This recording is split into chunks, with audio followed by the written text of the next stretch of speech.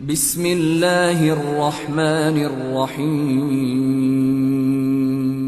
دوستو آج کی اس ویڈیو میں دارالعلوم دیوبند کے دفتر محاسبی میں موجود جبہ مبارک سے مس شدہ رومال مبارک کے بارے میں بات کریں گے اور یہ بھی بتائیں گے کہ یہ رومال دارالعلوم دیوبند میں کیسے پہنچا۔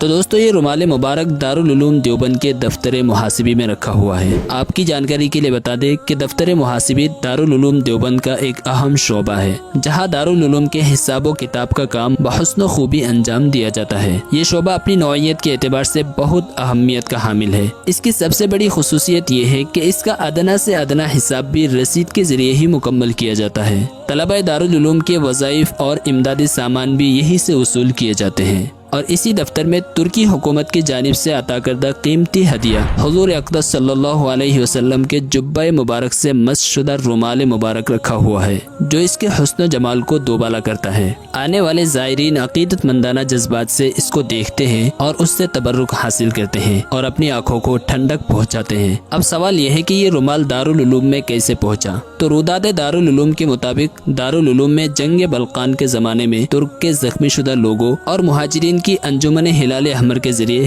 ہندوستان میں قابل قدر امدادی خدمات انجام دی تھی، جن سے سلطان محمد پنجم بہت متاثر ہوئے۔ چنانچہ سلطان المعظم نے اپنے اس تاثر کا اظہار اس طرح فرمایا کہ دولت عثمانیہ کا سب سے بڑا تبرک ہدیہ یعنی جبہ مبارک کا غلاف دارالعلوم کو عطا فرمایا، اور یہ غلاف رومال کی شکل میں ہے۔ مطلب یہ رومال حضور اکرم صلی اللہ علیہ وسلم کے جبہ مبارک کے غلاف کے طور پر استعمال ہوا ہے اور سالوں تک جبہ مبارک سے ملا ہوا رہا ہے۔ اور رومال کا کپڑا سفید، نہایت نرم، ملائم اور خوش وضع ہے۔ بیچ میں جلی قلم سے سیاہ حروف سے یہ شعر لکھا ہوا ہے: نور الہدا بہ تکریما صلو علیہ وسلموا تسلیما، اور اس کے کناروں پر ترکی زبان میں ان کے اشعار لکھے ہوئے ہیں۔